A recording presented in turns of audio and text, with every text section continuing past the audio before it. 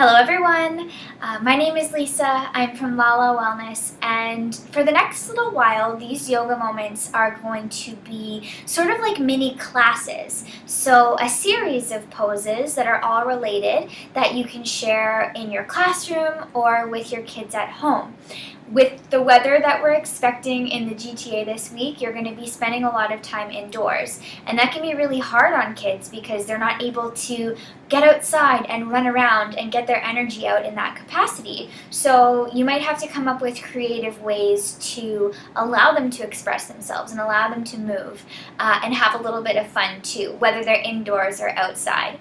Now, this series of yoga poses is inspired by what might be happening in many of your classrooms. I know at my mom's center and at some of the centers that I teach at this time of year, they get their caterpillars that end up turning into butterflies before the kids' eyes over a span of time.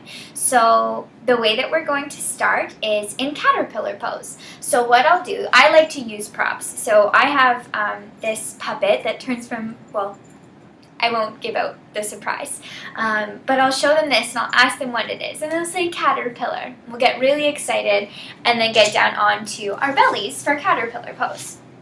I don't have a whole lot of space here in my apartment, but I hope you'll be able to get the gist of it. So for caterpillar walks, you get them to bring their arms out in front of them, and they waddle their arms and they waddle their legs, and you do that, I don't know, for 10 seconds. 10, 9, 8, 7, 6, 5, higher, 4, 3, 2, and on 1, you get them to come down and then bring themselves into a cocoon.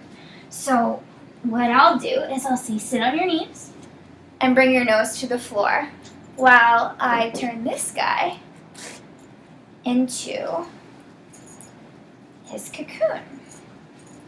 Now, you don't have to have a cool puppet like this. You can print pictures of a caterpillar and then a cocoon and then a butterfly.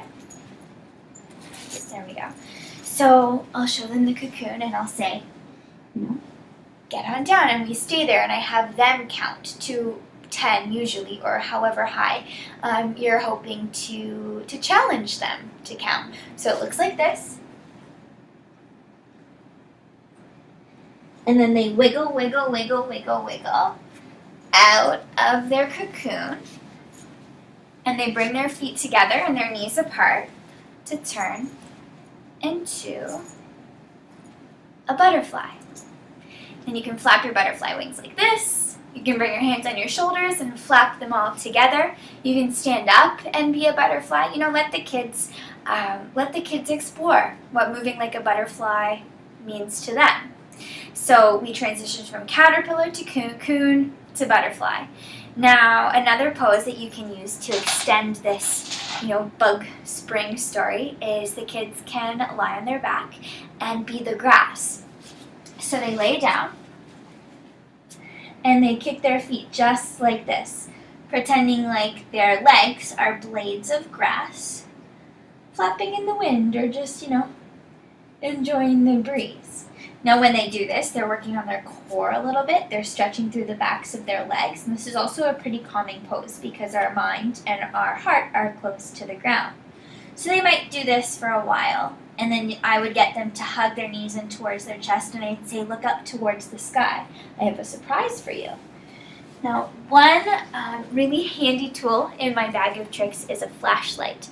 And in stories like this, I'll use the light from the flashlight as a firefly. So the kids are already lying down because they were pretending to be the grass. I have them holding on to their knees so that they're, still there looking up towards the ceiling.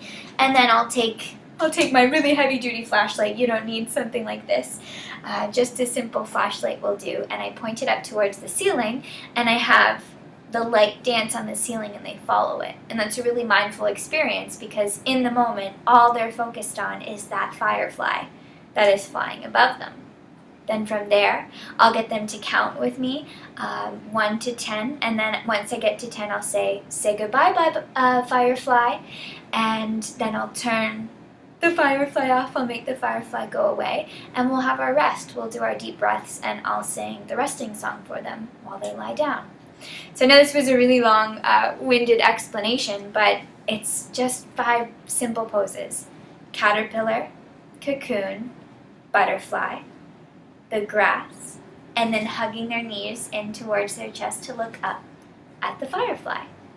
So there you go. 5 poses that you can use in sequence, whether it's a garden adventure or an extension for learning when it comes to either the life cycle of a butterfly, or maybe you've got butterflies in your classroom, or your kids are just interested in butterflies. Whatever the case may be, I hope that you'll be able to use these poses within your homes and within your schools to allow kids to move and play and learn to love movement. If you have any questions about this video or any of the poses that we've practiced, please leave them in the comments. I'd be more than happy to answer them. And I'll be back next week with another mini class for you. Once again, my name is Lisa. I'm from Lala Wellness, and I am sending you so much love and so much light always. La la. See you.